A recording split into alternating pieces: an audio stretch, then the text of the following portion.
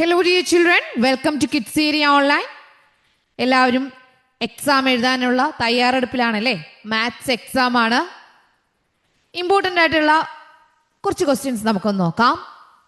ഇപ്പോൾ Kerala state syllabus ട്യൂഷനിൽ ആവശ്യമുള്ളവർക്ക് kids area online provide ചെയ്യുന്നുണ്ട്.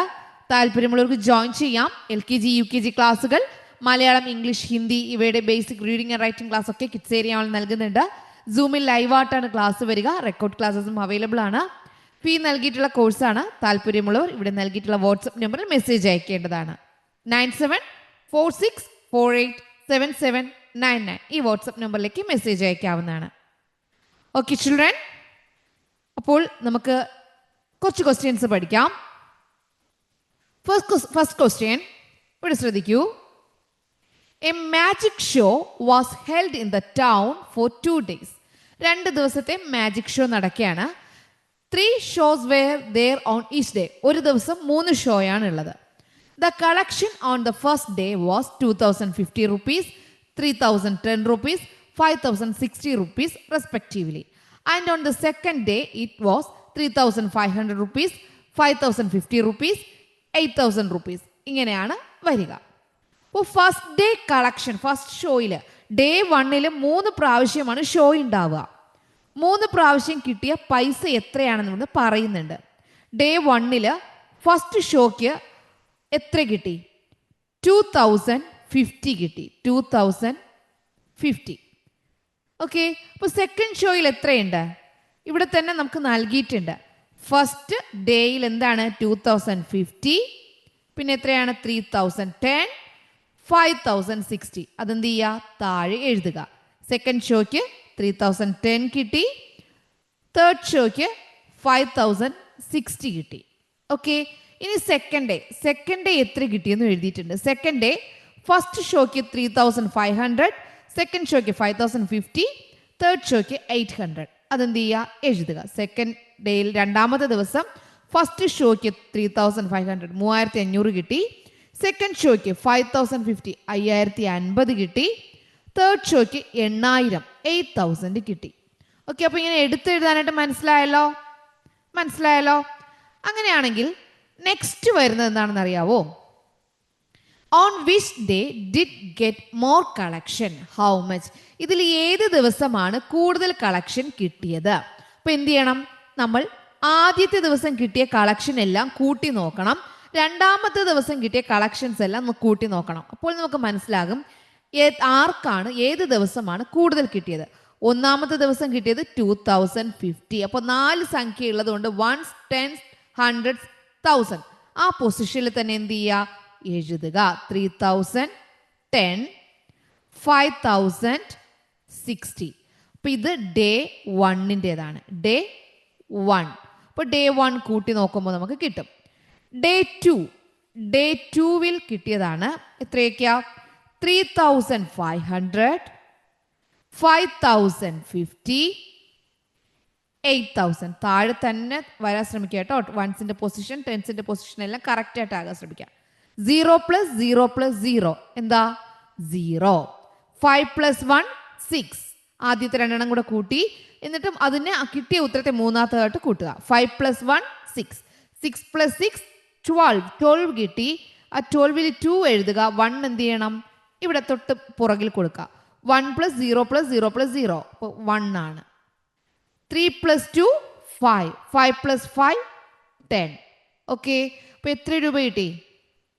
1,120,000 ആണ് കിട്ടിയത്. ഓക്കെ, ഡേ 2 നോക്കാം. 1 lakh അല്ല, തെറ്റിപ്പോയി. 10,120. ഓക്കെ, ഡേ 2 നോക്കാം. 0 0 5 0 5, 5 + 0 + 0 5. ഇവിടെ നോക്കാം എത്ര കിട്ടി?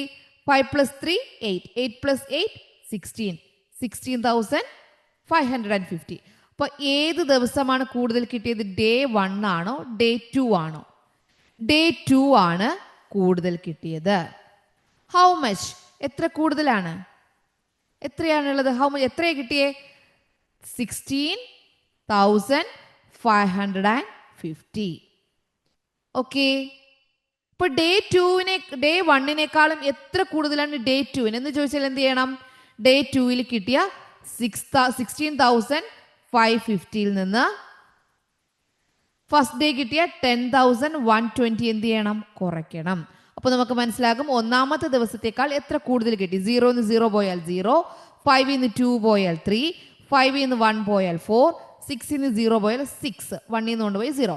6,430 റുപ്പീസാണ് ഡേ 1-നേക്കാളും ഡേ 2 കിട്ടിയത്. ഓക്കെ, ഇതിൽ നിന്ന് രണ്ടാമത് വരുന്നൊരു ചോദ്യമുണ്ട്. How much did they get in 2 days?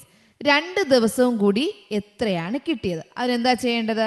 First day കിട്ടിയതും സെക്കൻഡ് ഡേ കിട്ടിയതും കൂടി എന്ത് ചെയ്താൽ മതി?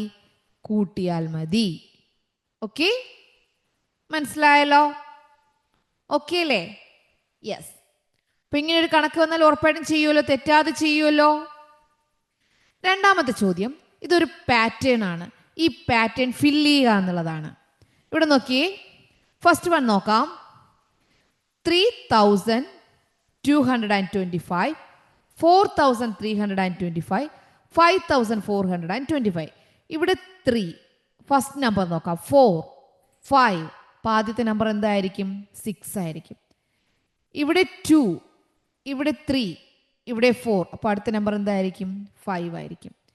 ഇവിടെ 2, 2, 2. അപ്പോൾ ഇവിടെ എന്തായിരിക്കും? 2. 5, 5, 5, 5. ഓക്കെ, അടുത്ത 6 എന്താവും? 7 ആകും. 5 എന്താകും? 6 ആകും. 25. മനസ്സിലായല്ലോ? പാറ്റേൺ ഏത് രീതിയിൽ വേണമെങ്കിലും വരാം. ഇവിടെ നോക്കിയേ, 3യോട് 1 കൂട്ടിയാൽ 4, 2നോട് 1 കൂട്ടിയാൽ 3, 4നോട് 1 കൂട്ടിയാൽ 5, 3യോട് 1 കൂട്ടിയാൽ 4, 5നോട് 1 കൂട്ടിയാൽ 6, 4നോട് 1 കൂട്ടിയാൽ 5, 6നോട് 1 കൂട്ടിയാൽ 7, 5നോട് 1 കൂട്ടിയാൽ 6, ലാസ്റ്റ് 25 എല്ലാം റിപ്പീറ്റ് ആണ്. അതുപോലെ എഴുതി. അപ്പൊ ഈ പാറ്റേൺ മനസ്സിലായല്ലോ?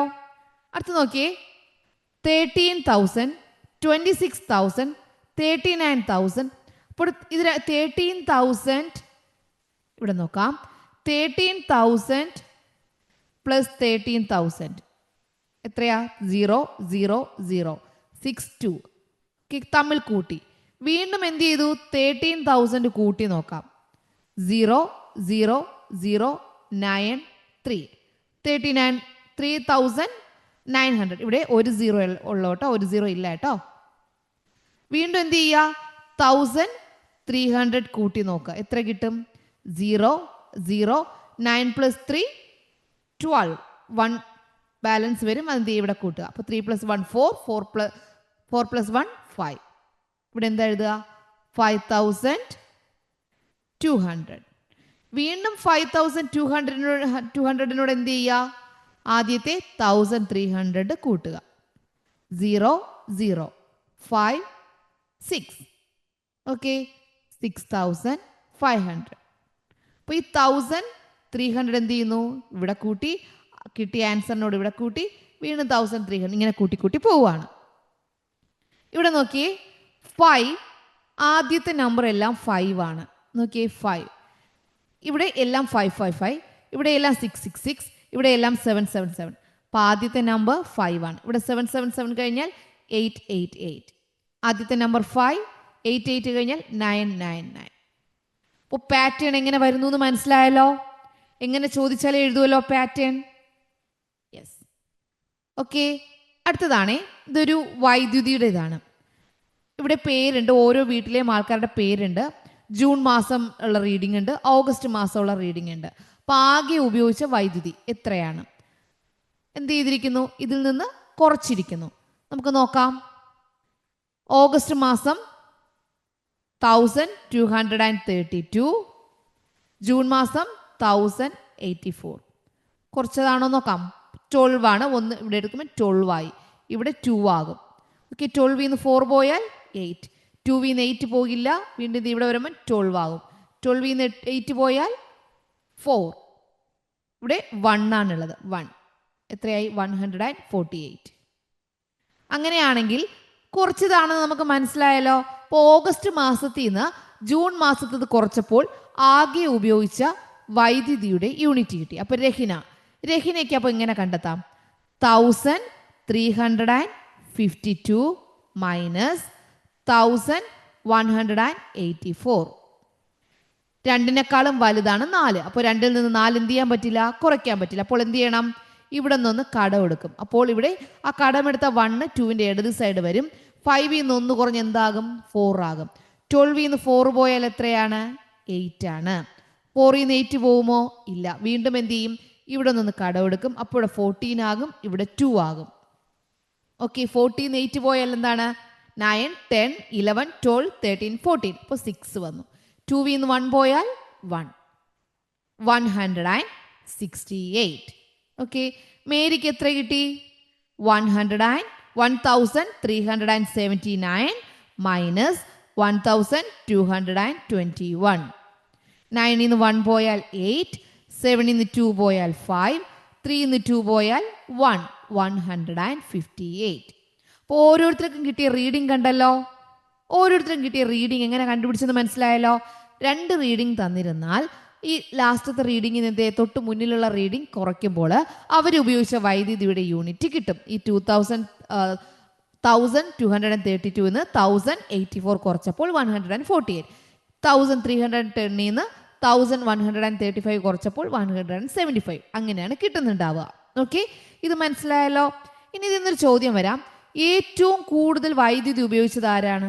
ഏറ്റവും കൂടുതൽ വൈദ്യുതി ഉപയോഗിച്ചത് ആരാ? ജയശ്രീയാണ്. കണ്ടോ, എത്രയാണ് ഉപയോഗിച്ചത്? 175. ഏറ്റവും കൂടുതൽ ഉപയോഗിച്ചത് ജയശ്രീ. ഏറ്റവും കുറവ് ഉപയോഗിച്ചത് ആരാണ്? ഷാജി. ഏറ്റവും കുറവ് വൈദ്യുതി ഉപയോഗിച്ചത് ആരാ? ഷാജി.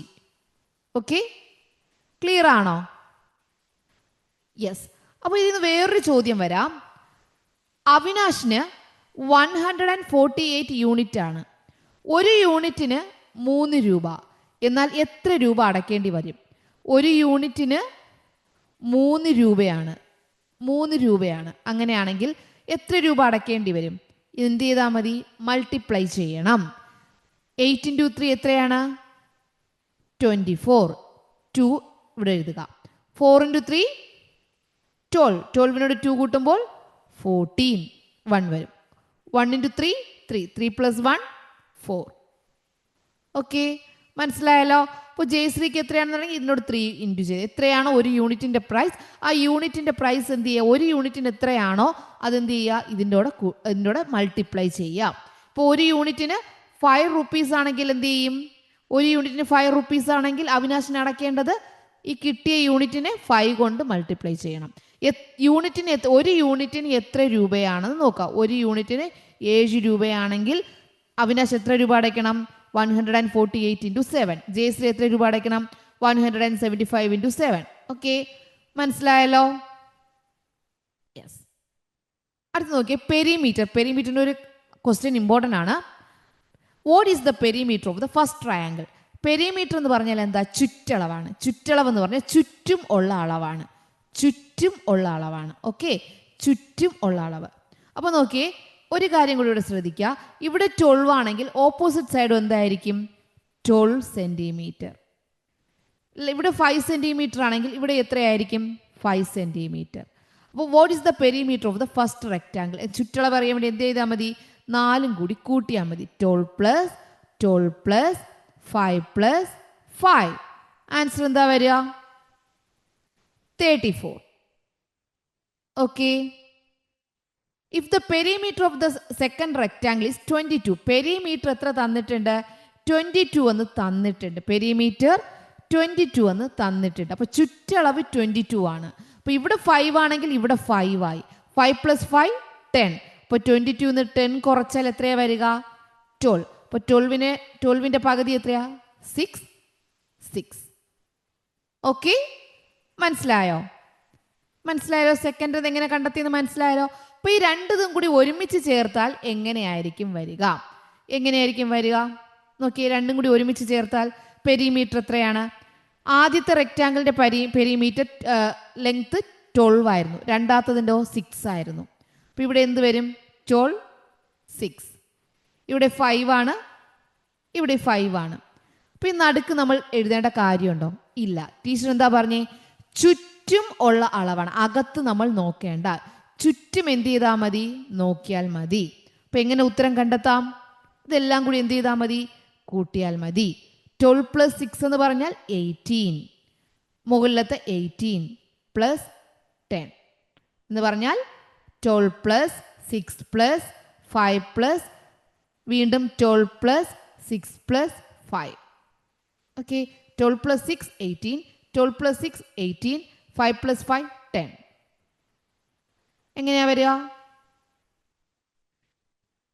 ഇവിടെ 18 + 18 36 + 10 46.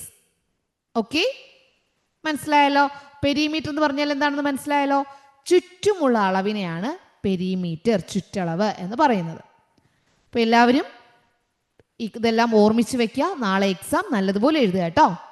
Okay children, bye bye, thank you.